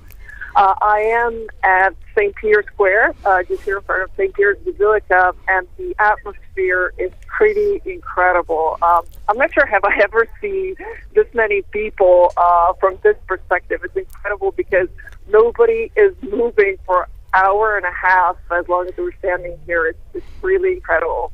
It's your first conclave, isn't it, Nina? Yes, it's my first time. It's the first time that I'm going to see the smoke coming out from this chimney live. Of course, been seeing it on TV before, but this is something different. Yeah. You are an expert in communications, but not only in social media communications. How do you think Generation X, the millennials, are following this conclave? Sorry, you didn't hear how do you think the last part of the question? I was speaking about social media, which is very much your field, and getting the message out to the younger generations. How are they following this conclave? What kind of interest have you been perceiving from them? You are very young yourself, Nina. Yeah, absolutely. Everything is now on social media. Social media is the main source of the news for them, and also on everything, but also on this conclave. Actually, now, as I was standing here, I've seen so many influencers here, consecrated influencers and lay influencers, and they are reporting on this live on social media. So I think they're covered pretty good this time about the conclave. And of course, I mean, the pop culture, it all it's told, the movies and everything that came out lately. So I think maybe research should be done, but this is probably the first time that even young people are very informed on the conclave, on the process of conclave, because everything is so accessible now. Well, you know how we knew that you were there, Nina? Leo, my son Leo, saw you on Instagram in the square. Of course, because of course I posted something. We were all making videos here and just moving around here because it's pretty incredible. Because we all expected it around 7, and so I'm listening to people around, and they're like, "Should we go?" Right. Knows if the chimney's broken. No. So actually, no one is moving, and we're just looking at that chimney. And my friend said, "Now, are you aware, Nina, that we're looking at a chimney for an hour and a half?" I was like, yeah. A chimney and a seagull, yes. Yeah. So, yeah, pretty incredible. Thank you, and Nina. we hope it's going to answer. Yeah. Yes. Thank you, and we'll be speaking to you again. Yeah, absolutely. Of course. Okay. Thank you for calling me. Thank you. Bye-bye. Bye-bye. So that was Nina Kravitz. She knows all about influencers and the dicastery that has understood very profoundly that it has to move with the times if it wants to keep up with the world, and has brought her in to study the role of influencers in communication and to talk to gatherings. She goes to speak at conferences about the church and communications with a very new voice. You need a dicastery of influencing. Interesting, though, that what we think of as the generation that likes everything instantly, that people should be standing there for an hour and a half, 2.5 hours now, watching a chimney without anything happening at all. So quite a turnout for the books, and interesting to see the reaction. Will people not be so interested over the coming days, or will that simply increase the tension and increase the interest? We'll have to see tomorrow what happens. Francesca's telling me the numbers have gone up. There are 45,000 people in the square at 20:35. That's 25 to 9 local time here in Rome. Well, it's still mercifully before Italian dinner time, but it's well past American dinner time. You were giving us the timeline, Chris, earlier on. Tomorrow in the morning, as you say, the cardinals go in. They have 2 votes in the morning. Then they break for lunch, don't they? They do have a break in the afternoon. they will, after the second vote, if a first vote is not conclusive, they'll go immediately to the second vote. Then they do have some time. They'll have their lunch. There will be more prayers. Of course, each session of the voting in the Sistine Chapel is marked by prayer, especially to the Holy Spirit. We can take a look at some of the prayers that we saw today for the opening of the conclave. And then the expectation is, Don was just talking about Roman meal times, but time for a long lunch or a nap, and then they'll be back in the Sistine Chapel. Always in the seclusion of Santa Marta. Always in the seclusion of Santa Marta. I was struck, we've mentioned a couple of times, the movie The Conclave, and we've all seen various parts of the conclave, and I noticed a lot of the sets bear zero resemblance whatsoever to the places they're purporting to be. But going back to the schedule, we will have, or expect to have, a vote in the afternoon. That's what's provided for in Universi Dominici Gregis. We'll begin coverage around 4 in the afternoon Rome time. And if there is a successful vote, we'll see the white smoke. Otherwise, we'll have to wait for a few more hours, and possibly the first smoke we might see in the afternoon in coming days might be around 5:30 or 6. Later, if it does go to a second ballot, we will see smoke of some sort, hopefully, around 7 or 7:30 is the expectation. But as we talked about, there was... I'm getting news about that. Apparently the last time there was not a vote, so there was no smoke during the session, was in 1941. But they're also pointing there wouldn't out... have been, right? Because there wasn't a conclave that year. Ooh, wow. So that was to be expected. So that was not a good information I get here, because they also point out there were far fewer cardinals in that conclave, but as you say, no conclave in 1941. Maybe they meant 1939. We'll have to check that. Check on that again. And still nothing. It still looks quite light out there. And of course, the cameras are pointing out towards the west, so the last shreds of daylight will be seen from the perspective that we're looking at the chimney. Whereas if you, for those in the square, if they turn around and look out to the east, they'll see that the light is dying out. We can see out the window here, skies growing pretty dark in the other direction, and we might have a situation where it does become difficult to see the smoke or tell what color it is. In which case we would be waiting for the bells again, as we were mentioning earlier, if it's a successful vote. Otherwise, people will be craning their necks to see what they can see from the square. But meanwhile, it might be a good opportunity to talk about one of the unique features of this conclave. For, as we've mentioned earlier, there are 133 cardinals who entered into the conclave. That's the largest number of cardinals ever. And there was actually a little bit of a discrepancy in the law and the procedures governing the conclave, because Paul VI in 1975 had introduced a rule that the maximum number of cardinal electors would not be more than 120. Don, maybe you could tell us a little bit about the history of the numbers of electors.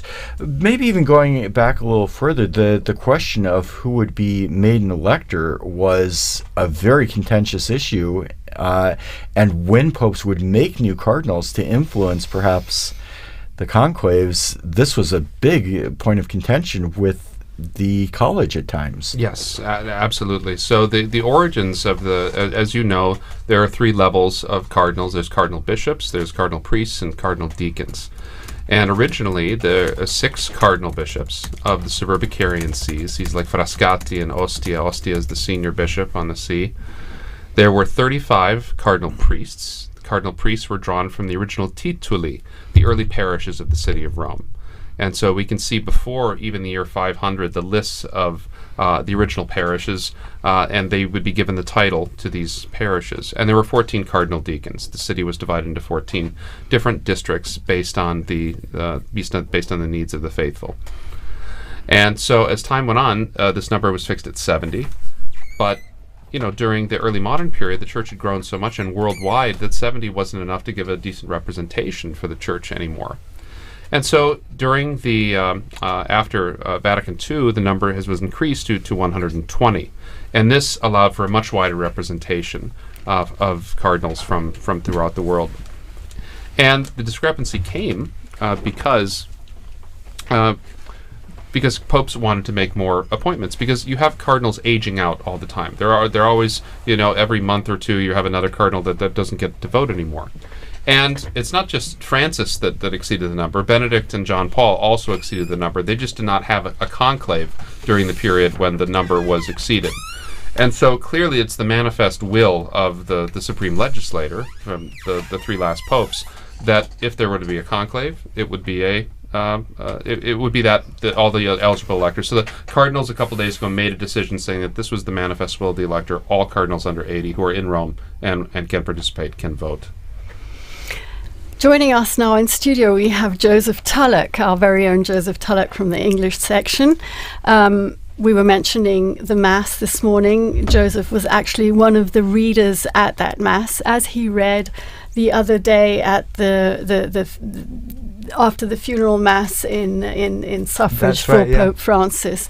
Joe, you were standing out there in that square filled with tens of thousands of people. First of all, would you like to tell us what that felt like and how you lived this experience? Yeah, sure. Hi everyone, I'm Joe. I'm part of the English team here at Vatican News.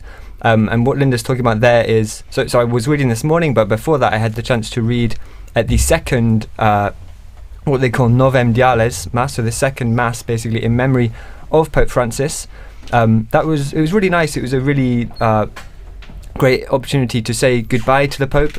That was right after the death, and we were still really, really missing him. So that was a really great opportunity. It was about 200,000 people showed up for that Mass. I think some of them had been planning to come. There was supposed to be the canonization of Carlo Acutis on that day, and so there was lots of young people who were already going to be in Rome. But what was nice was they were clearly happy to be there for the Mass that they had to go to instead, which was the second memorial Mass for the Pope. There's lots of cheering. They really...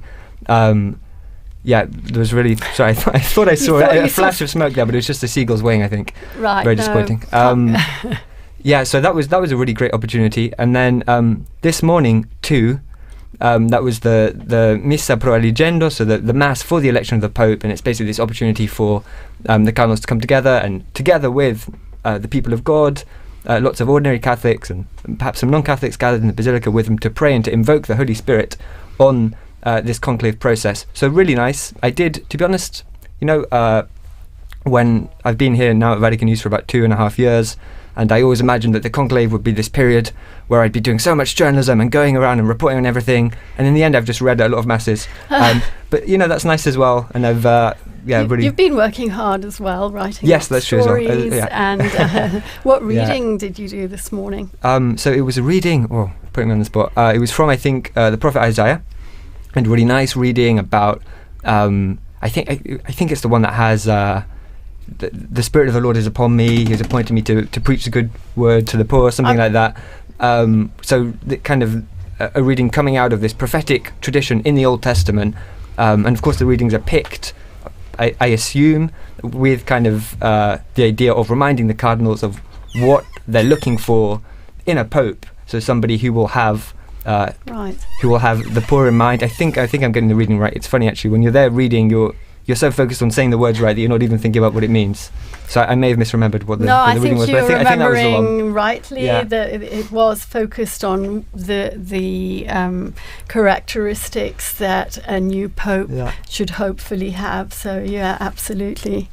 Yeah. Joe is going to be in studio with us again in these coming days as we await the smoke, unless at this point it could be white. Who knows? Yeah, who knows? Yeah, that's right. I'm going to be joining on Friday morning.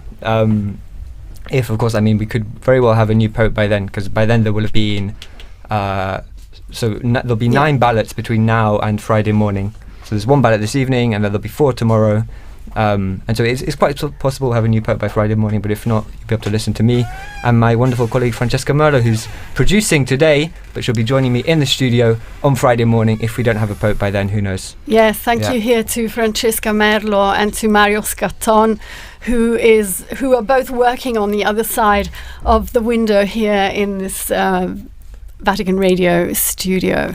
We've been talking a bit about all that's happened between the funeral and the general congregations leading up to this conclave. Perhaps we could just take a brief look at actually what happens. We've talked about the Pope coming out onto the balcony, the first acclamation by the people of Rome and so on. But then we have to look forward also to the installation, the inauguration of the new papal ministry. Perhaps we could talk a little bit about what happens then, remembering past occasions.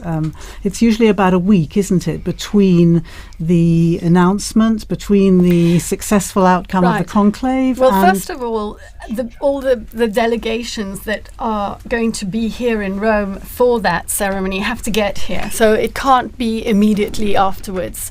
There are some technical times that have to be respected. So even should the Pope be elected on Friday, it couldn't be on Sunday. It would just be too early. Although on Sunday he could probably do his first Angelus address. Yes, absolutely. And we have to remember that if he's a bishop already, and all the cardinals in there, and most of the cardinals are bishops, that he becomes Pope the moment he accepts. When the cardinal asks him, do you accept the canonical election as Roman pontiff? And he says, yes, he's the Pope. And so the installation mass is, it's not a formality, it's a very important moment that he inaugurates his Petrine ministry. But he becomes Pope with full authority at that moment. And then the inauguration, I remember being at the inauguration in 2013 and being up on the colonnade. That was a great privilege. I love doing that. You see, because then you allow people just for the funeral too, like when they have the delay, you want the dignitaries to be able to come, and they will come. I mean, as we've seen it, I mean, the world pays attention to what happens in the city, and that's critical. But there's a whole set of ceremonies that go along with the new pope, right? That end culminate really after the installation mass with the actual possessio, the taking possession of his cathedral at St. John Lateran, which I was also present for when Pope Francis took charge of his cathedral. And so this is a wonderful series of events that makes fuller the meaning of what's happening in the Sistine Chapel right now. Pope Francis particularly wanted his inauguration, if I remember correctly, to be on the feast day of St. Joseph, isn't that right? And that, of course, became, again, a bit of a theme during the pontificate. We learnt that he had the statue of the sleeping Joseph that he would keep on his bedside table there in Santa Marta. Had a particular significance for him, didn't it? And he inserted the name of Joseph in every mass that was said throughout the world. So this is a great devotion to St. Joseph, to St. Joseph in his feast days, as patron of the Universal Church, but also as a patron of workers and as a patron of Christian fathers. It was very important to him, for sure. The thing I remember particularly about the installation of Francis, of course, was that it was only 3 days apart from the Archbishop of Canterbury, and because I was covering ecumenical affairs, I wanted to be in both places, and fortunately, because there was that little time gap, it could have been on the same day, but actually in the end I was able to be here in Rome for the papal inaugural mass, the papal installation, and then get to Canterbury as well for the Archbishop of Canterbury's taking the beginning of his ministry there in Canterbury Cathedral. And there was a nice when Francis died, there was a nice little tribute from Justin Welby, no longer of course the Archbishop of Canterbury, but there was a nice tribute in which he talks about his first meeting with Pope Francis, and he was ushered into these extraordinarily elaborate and baroque surroundings in the Apostolic Palace, and feeling a little bit intimidated anyway, and he sits down, and the Pope begins by saying, I'm senior to you, as you know. And of course his kind of heart sunk, and he thought, well, this kind of wasn't the tone I was expecting. And then the Pope looks up and jokes and goes, by 3 days only. And that was kind of the tone that the jokes continued, and it was the beginning of a very strong relationship in which they kind of lived out this ministry of walking and working together, which became the leitmotif of the sort of Anglican Catholic dialogue through this past 12 years. Well, in a much more modest register, we also learnt to know him and to walk with him after that 13th of March, which we don't forget because we were here. We didn't know who Bergoglio was, and very slowly we began to understand him. He went to Lampedusa, as you mentioned, his very first journey abroad, after having said that he didn't really want to travel. It wasn't his thing, but he went to Lampedusa because that issue was so important for him. And being there, he realized, he told us afterwards, he realized how important it was for the people to feel his closeness and to feel he was going to them. And he ended up undertaking 48 apostolic journeys abroad, as well as many others within Italy. Joe was on his last apostolic journey abroad to Belgium. Penultimate, because the last one was to Corsica, exactly. But you went to Belgium. That's right. Yeah. So there was a very quick one to Corsica where he came back, and I think within the day, exactly. But before that, the longest kind of traditional papal journey, the last traditional papal journey was the one he did to Luxembourg and Belgium. I was with the Pope for the stop he did in Belgium. And it was an interesting papal journey because it came right after this huge one that lasted several weeks across a couple of countries in Asia. So 4 countries. 4 countries in Asia. Asia and Oceania. Yeah, and there'd been some, so for instance, he'd been in East Timor, where something crazy like 70% or 60% of the population turned up for a mass he celebrated, and these incredible scenes. And I think it's the most Catholic country in the world, with the possible exception of Vatican City. No, I think it's more Catholic than Vatican City. Okay. That's what the Vatican officials quit. But right. And so he'd just come back from that, and then he came to Belgium, which is obviously a fairly secular country. It's a country that's been really marked by the sexual abuse crisis, which is something that's happened in the church all over the world, but it was particularly bad in Belgium. And so it's a country where there's also, on a level, there's some also distrust, I think you can say, towards the church. And so it was a very interesting papal journey for that reason. The Pope did a couple of things. So he met with survivors of sexual abuse, and that was a closed-door meeting, so there were no journalists there. We don't know exactly what was said, but there were some interviews afterwards with some of the survivors who said that he really listened to them and they felt moved by that. And he also visited some universities. So Belgium is home to 2 famous Catholic universities. I'm going to butcher the pronunciation. One is, I think, Leuven, and one is Louvain. And one is Dutch-speaking or Flemish-speaking, the other one is French-speaking. And they're 2 very historic, very prestigious Catholic universities, and the Pope visited both of them. There was, if I remember rightly, there was at Leuven, the Flemish Dutch-speaking one. He kind of had an exchange with the professors, and then what was interesting was afterwards when he came to Louvain, it was more a dialogue with the students. But on both kind of occasions, he was doing what we really came to expect from Pope Francis, which was this dialogue, kind of talking to people, even people who disagreed with him. I remember there was some when the students were talking to him, as well as they agreed with a lot of what he said, and then they were pointing out some points where they disagreed, and that was really typical of Pope Francis as well, this desire to talk to people, even people that didn't agree with him. Absolutely. And so it was kind of it was a classic Francis trip in that way. I was speaking to the international director of the Jesuit Refugee Service just slightly after his death, and he said very much what you have been saying. He would sit down and enter into dialogue with the person he had before him, and it was never a problem to disagree or to listen to a differing perspective. In fact, he was interested in doing exactly that. Certainly the fact of his meeting with Jesuits wherever he travelled in any of the journeys around the world became a particular hallmark, didn't it, of these trips, and I think a particularly important moment for the Jesuit community throughout the world. I'm wondering, Don, if you can tell us anything about the frequencies of popes belonging to particular orders as opposed to those who don't. I mean, it's not terribly common. We remember it was almost a shock when Jorge Bergoglio was a Jesuit, right? It was kind of popularly thought that a Jesuit would never become pope, so that was very shocking. There have been several popes from religious orders. From the Franciscans and Dominicans, each have a handful of popes. None since the 18th century, late 18th century. There have been some monk popes, particularly during the period of the monastic revival in the 11th century.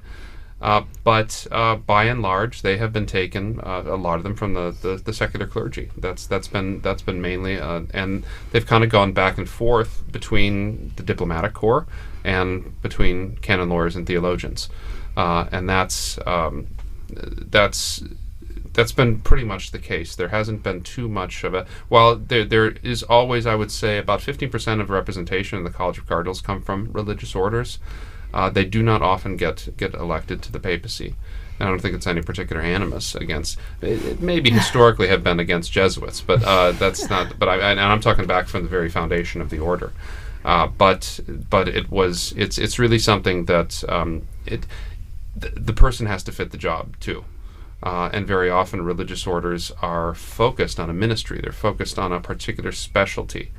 And the pastor, the secular priest, the bishop has got to be all things to all people. And that often is better training for the kind of things you'll encounter in the papacy than other forms of religious living. And I'm wondering, is that 15% roughly the same today with the cardinals who are gathered behind the walls of the Sistine Chapel? I could make a count, but I would suggest it's roughly 15 to 20%. And so after the Pope died, I saw a couple of headlines saying something along the lines of Pope Francis never stopped being a Jesuit. And this idea that as you were saying there, that each of these orders has their own charism and they really mark the members of those orders. I don't know if you have any thoughts about the ways in which Pope Francis never stopped being a Jesuit, the ways in which his Jesuit formation really shaped him and became the Pope that we all knew. I think the Jesuit formation creates such strong individuals. They are able to. Think of the great Jesuit missionaries that are able to operate. They're meant from the very foundation not to live in a religious community, right? They're meant to be able to be sort of sole proprietors sometimes when they need to be. And so go off like Francis Xavier around the world by themselves, never see another Jesuit for years and years and years. And I think that kind of style, that kind of particularly the Jesuit emphasis on obedience and on sort of the voluntas of the superior was very much in evidence in ways that you might not see from a Dominican perspective as well. So I think that strongly individualistic way of doing things. I don't mean individualism in a bad sense. I mean a strong, well-formed person that is able to act and knows their mind and acts in that way. And Jesuit formation is really effective at creating that. And so I think we saw some of those aspects coming out in his papacy for sure. Would you say also the question of discernment, which is a particular feature of the spiritual exercises of the Jesuit mindset in some ways, and of course the discernment process is perhaps at the basis of this synodality, the synods on synodality and so on that Pope Francis has begun and as we know has set in motion through to another synod in 2028. I think that would perhaps also be another feature of I think of so. the Jesuits. That's exactly right. Yeah. I'd like to remember Pope Francis's last gift, which was a Pope Mobile that has been readapted, thank you, Philippa, into a health clinic for the people of Gaza. I think that is such a significant and powerful gesture, reminding the world of those most in need. And it came, of course, following the phone calls that he traditionally made so regularly to the parish, the Holy Family Parish in Gaza, which I think you visited. I was able to do so when I went there. When you went to the Holy Land some years ago, and was able to go to Gaza with the previous parish priest, and you know how significant it is, how important it is in any situation of conflict like that, to know that the world has not forgotten you, to know that people are praying for you, that people are praying for peace. And clearly those phone calls that Pope Francis insisted on making right up until even the previous weekend. From the hospital, when he was in the hospital, when he could, he would call Padre Romanelli and just ask them what they'd had for dinner. Smoke. We have smoke. We do have smoke. Do we have coming smoke? out of that chimney, but it's definitely black. black. Definitely black smoke. Definitely black. It's 9 o'clock in the evening here in Rome, and that is They took their time with they it. took their time. They had a good think. They listened to a meditation by the papal preacher, which probably took time as well. Definitely black smoke there, I would say. And I wonder what the reaction is in the square below, to the crowds who are seeing that, and knowing that there has been no decision, no successful outcome on this occasion. And now we have a shot of the square. I can see some cell phones flashing away there. Whether they'll be able to capture that black smoke billowing in the wind there out of the chimney and away across the rooftop of the Sistine Chapel and the rest of the Vatican museums, I'm not sure, but that's certainly black smoke. I wonder if we have some sound from the square there. Do we have squares? No, we don't. They tell us we don't. But we can see. Here we are.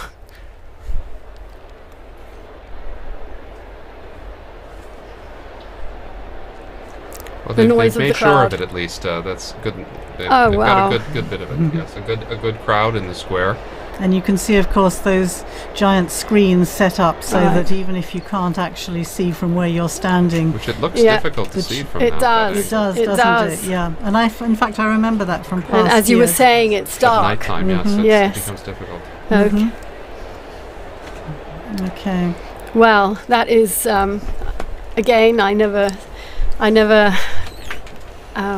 failed to be moved by the sight of our most beautiful city, the Bernini Colonnade, St. Peter's illuminated, that night sky.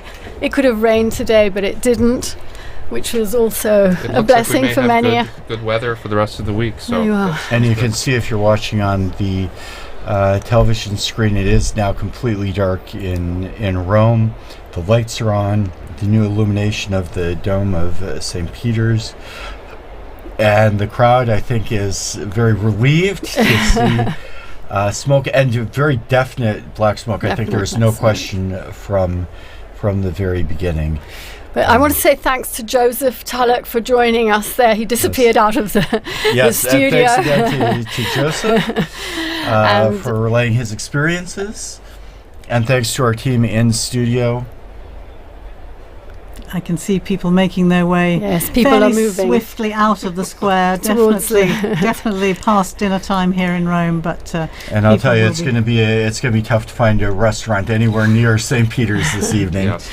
But do keep following us here on Vatican Media, Vatican News. We'll start tomorrow again at 10:30. Is that right? Rome time? You are a guest tomorrow morning again, yes. and with Christopher Wells here in studio.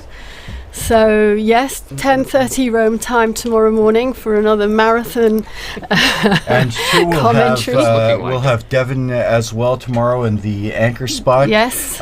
He joined us with some great contributions from the square. So thanks to Devin. Yes. And thanks especially to our guests, Philippa Hitchin and Don Prudlow, for providing so much information and insight, and your memories and reflections from the various pontificates. And being Thank so you game much. for such a long, alive, wonderful. And thank you to Francesca Merlo for being our great producer. And I can see out there Kelsey Gassi, who is also working away behind the scenes, and Mario Scatton. Thank you, all of you. chiudiamo. We can, they're signaling us from the... we are, in fact, going to finish up our broadcast now with the main event has occurred, as it were. So, again, thanks to all those who participated in the evenings. Thanks to especially to our head of the English section, Linda Bordoni, who has done so much hard work to make all of this possible. And thank you, Christopher. And as we do close up our broadcast, I would like to thank all of our broadcast partners as well, including EWTN TV, Catholic Faith Network in America, Shalom World Television Network USA, Atmadarshan TV, Catholic TV, Mata TV India, and UCTV, Uganda Catholic Television. Also our radio partners, Luminous Radio and Radio Katipunan in the Philippines. Thanks to all of you. Please join us again tomorrow. Laudetur Jesus Christus.